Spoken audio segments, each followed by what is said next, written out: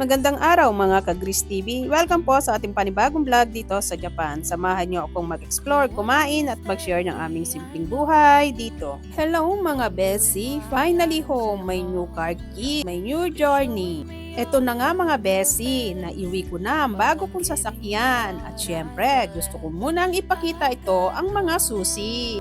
Papalitan ko na nga yung lumang key sa keychain ko kasi this one is remote uli. So dapat may matching holder din, di ba? Syempre, gusto ko rin yung may dating para sosyal tignan. At habang hawak ko yung bagong susi, napatingin ako sa collection ng mga luma kong keys. 6 na pala sila at guess what? Puro Daihatsu. Ewan ko ba, pero parang Daihatsu talaga forever ko. Alam nyo mga Bessie, na-realize ko, bawat susi may kwento. Yung una, simple lang. Yung pangalawa, gamit ko sa first job ko.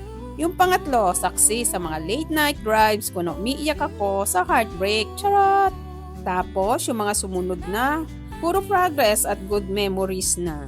Ngayon, eto na yung bago kong susi. New ride, new chapter. Parang life din.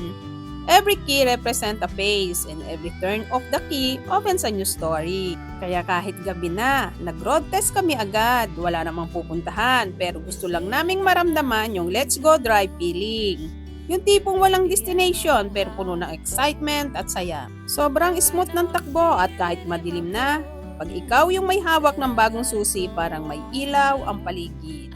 At habang nagdadrive ako, sabi ko sa sarili ko, grabe, ang saya pala kapag pinaghihirapan mo talaga.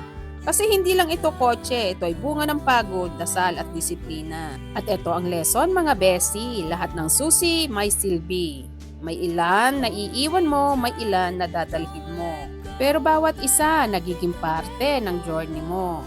At sa bawat bagong susi, may panibagong daan kang tatahakin. So here's to new beginnings mga Bessie, new rides, and new memories.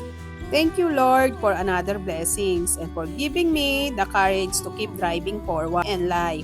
Let's go drive! Let's go Rocky! Kahit gabi, road test muna kasi bakit hindi? Ang mahalaga, masaya, safe at grateful. Ako nga pala si Gris TV and this is your Kilig Hugot and Healing mula dito sa Japan. Don't forget to like, share, and subscribe. Kita-kits sa next adventure.